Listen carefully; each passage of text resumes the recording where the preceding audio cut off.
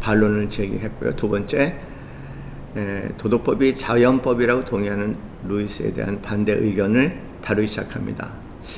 집단 본능이 아니라면 문화적으로 도덕률이란 교육을 통해서 우리에게 주입된 사회적 관습에 불과한 것이 아닙니까?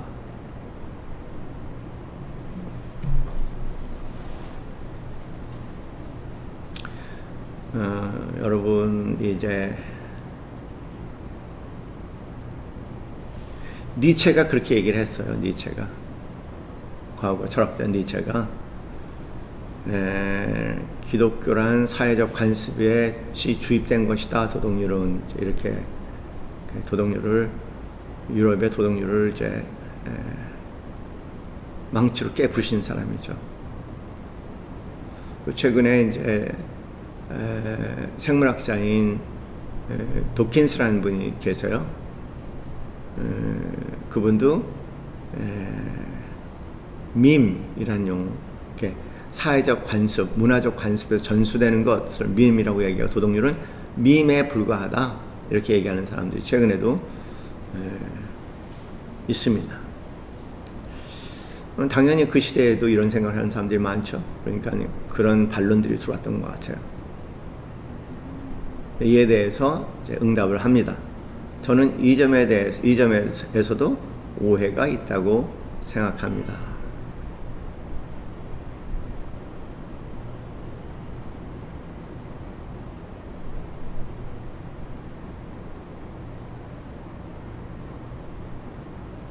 이런 질문을 하는 이들은 대개 부모와 스승에게서 배운 것이 있다 해도 그것은 단지 인간이 만들어낸 것에 불과하다는 생각을 당연시하는 사람들입니다. 물론 이것은 사실입니다. 그렇죠. 문화적인 요소는 당연히 있죠. 우리 모두 학교에서 구구단을 배웠습니다. 흥미롭지 않아요. 왜 수많은 예들 가운데 구구단을 들었을까?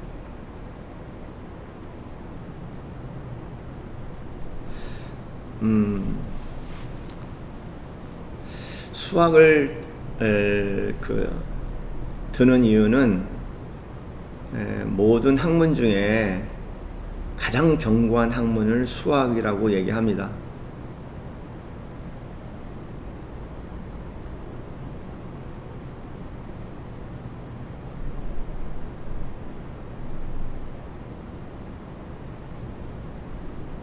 수학은 어떤 학문보다 진리성에 가깝다고 그렇게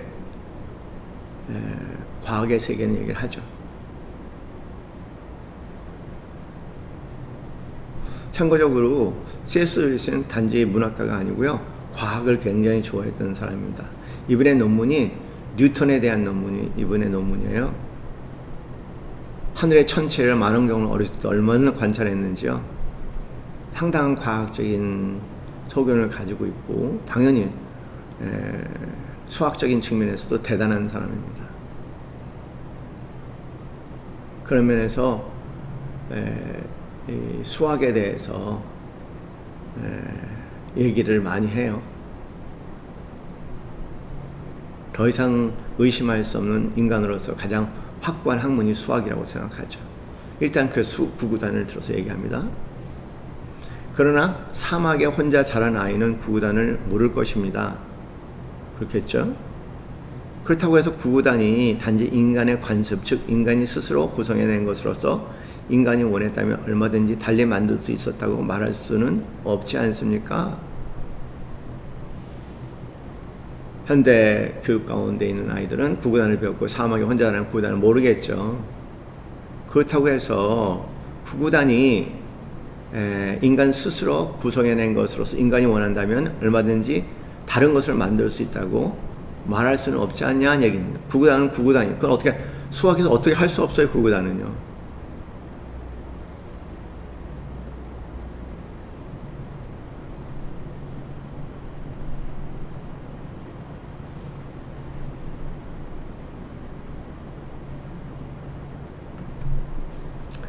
다른 모든 것도 그렇지만 바른 행동의 규칙도 부모와 스승과 친구들과 책들로부터 배운다는 사실에 저는 전적으로 동의합니다. 그 중에 어떤 것은 얼마든지 달라졌을 수도 있는 단순한 관습이지만 우리가 배운 것은 좌측 통행이지만 우측 통행이 규칙이 되어 있는 수도 있죠. 한국은 다르잖아요. 또 어떤 것은 수학처럼 실제적인 진리들이 있습니다. 문제는 인간 본성의 법칙이 그중 어느 쪽에 속하느냐 하는 점입니다. 자, 수학처럼 실제적인 진리가 있고, 그다음에 좌측 통행, 우측 통행 같은 그런 규칙도 있는데, 인간 본성의 법칙은 여러분이 생각할 때 이분이 얘기한 인간 본성의 법칙은 어느 쪽에 속한다고 얘기할 수 있겠느냐는 겁니다.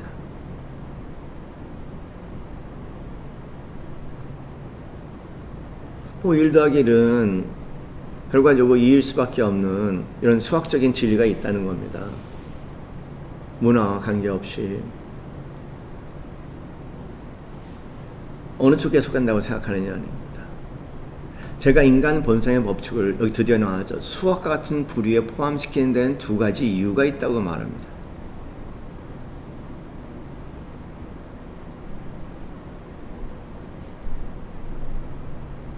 인간 본성의 법칙을 수학과 같은 부류에 포함시킨다.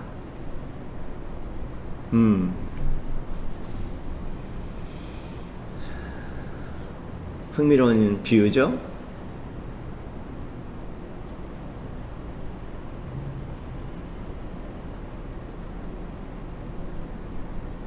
수학이 없다면, 수학이라는 것도 인간의 긴 발견의 과정을 거쳐왔는데 수학이 없다면 어떻게 될까? 한번 상상해 보았으면 좋겠어요.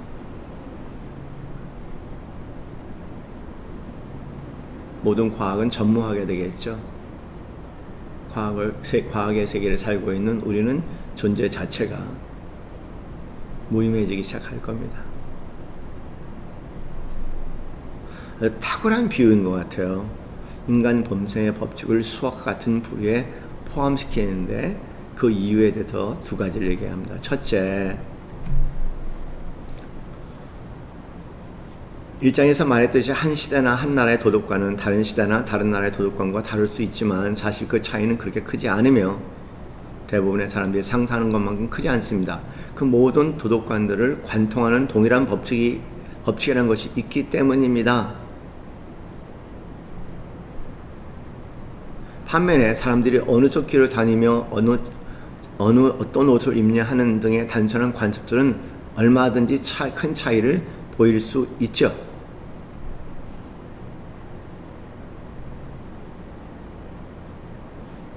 또 하나의 이유는 이것입니다.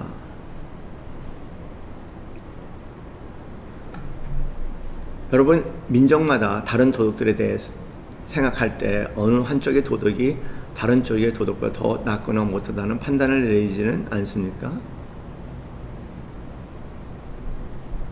그러면서 그 밑에 이런 얘기를 합니다. 물론 실제로는 우리 모두 도덕관에 우열이 있다고 믿고 있습니다.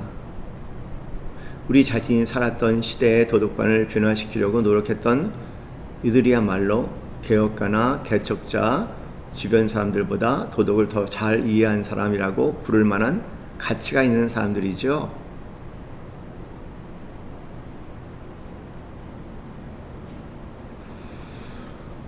도덕관에 우열이 있다는 겁니다. 그리고 도덕관의 우열을 보면서 인류는 계속해서 더 나은 도덕관으로 변화시키고자 노력한 이들이 있었는데 그런 분들을 개혁가나 개척자라고 얘기를 하죠. 그렇다면 좋습니다. 어떤 도덕이 다른 도덕보다 더 좋다고 말하는 순간 여러분은 사실상 어떤 기준에 견져 그 2 도덕을 판단한 것입니다. 도대체 이렇게 판단하는 이 한국의 도덕과 일본의 도덕이 있고 중국의 도덕이 있다면 이 도덕이 중에 3 나라의 도덕 어느 도덕이 더 낫다고 판단하는 이 판단, 즉 그 중에 어느 것이 그 기준에 더 가까운가를 견준 것이죠. 이 세 도덕을 판단하는 순간 누군가 지금 무슨 기준이 있는데 그 기준에 가까운지 견진 것에 불과하다, 그런 얘기입니다. 그때 두 도덕을 견준 기준은 그 두 도덕과 다른 제3의 것일 수밖에 없습니다. 실제로 여러분은 그 두 도덕을 참 도덕이라 할 만한 것과 비교함으로써 사람의 생각에 좌우되지 않은 진정한 옳음에 가깝다는 사실을 인정한 셈입니다.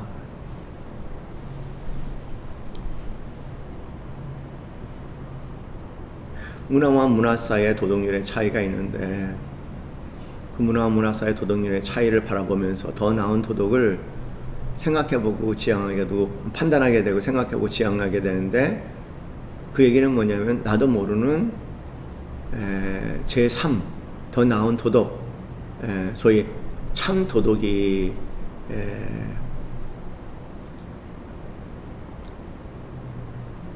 있다는 것을 인정하게 되는 셈이나 마찬가지라는 거죠.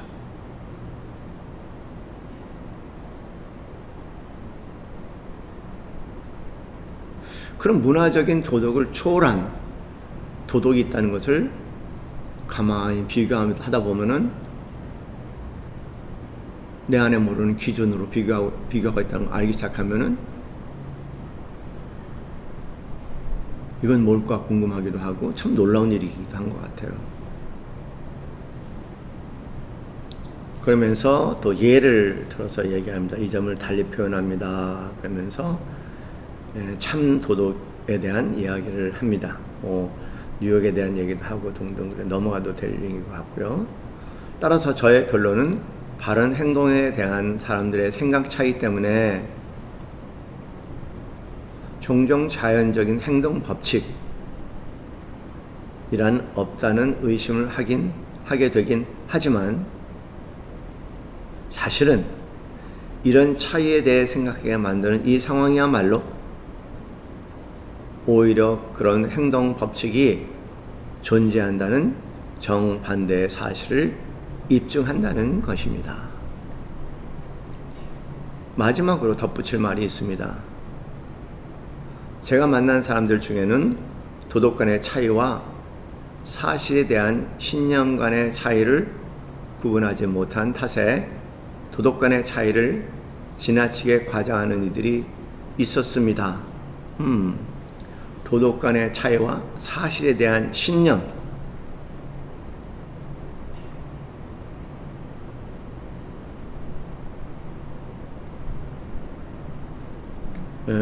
영어 원문에는 morality and beliefs about facts 그랬어요.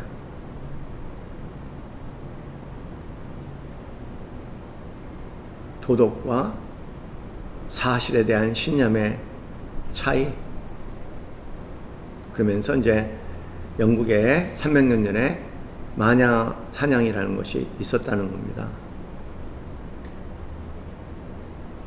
그런데 이 마녀 사냥이라는 것은 도덕의 문제보다도 어떤 사실성에 대한 신념의 문제였다고 얘기하는 겁니다. 주의를 기울여야 돼요. 도덕성 얘기가 아니야. 사실에 대한 신념의 문제였어. 그때 실제로 그 사람들은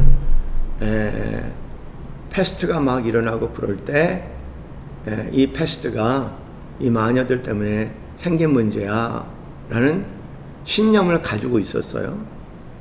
그 신념에 따라서 도덕적인 행위를 한 거죠. 그런 마녀 사냥을 한 거죠. 비도덕적인 행동을. 그런데 오늘날 그런 생각을 갖고 있는 사람은 없다는 겁니다.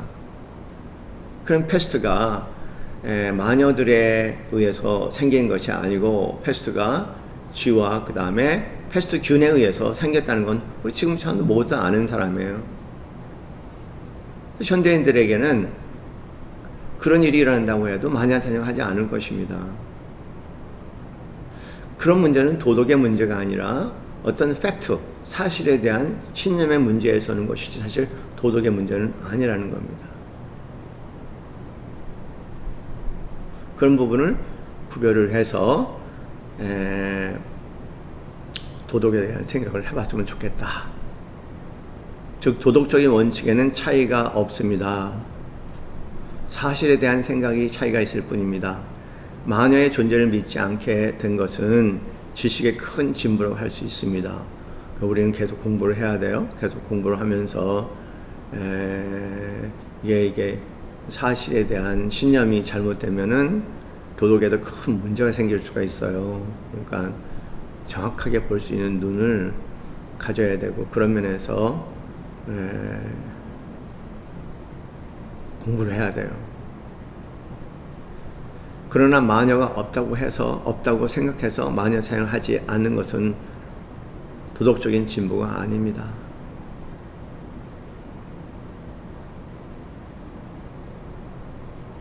집에 쥐가 없다고 생각해서 쥐던 놓기를 그만둔 이를 인도적인 사람이라고 부를 수는 없듯이 말입니다.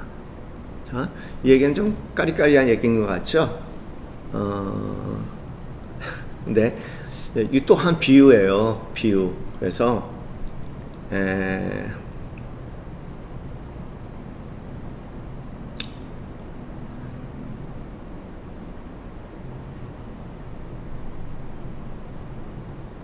집에 쥐가 있죠. 그 쥐가 없다고 생각해서 쥐를 두지 않는다면 문제가 되는 것처럼 실제 세상에는 악이 있습니다.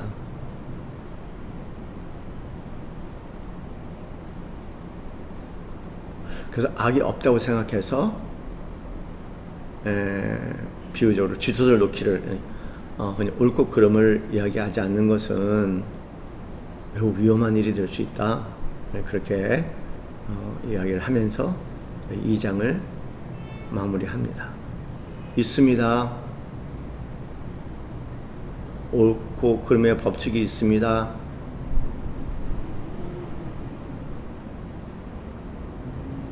우리가 학습하지 않고 배우지 않고, 그것은 모든 인간이 가지고 태어나는 자연스러운 부분입니다. 그러나 본능이라고 얘기할 수도 없습니다. 본능 이상입니다. 문화적으로 학습된 것이라고 얘기할 수는 없습니다. 문화적인 차이에서 오는 차이점들은 우리 안에 뭔가 참 진리가 있다는 것을 오히려 얘기합니다. 왜냐하면 문화들 사이에 도덕의 차이를 얘기할 수 있다는 어떤 그 차이에 대한 기준이 있으니까 그건 어디서 온 것일까? 아주 깊이 고운 생각해 보라는 겁니다.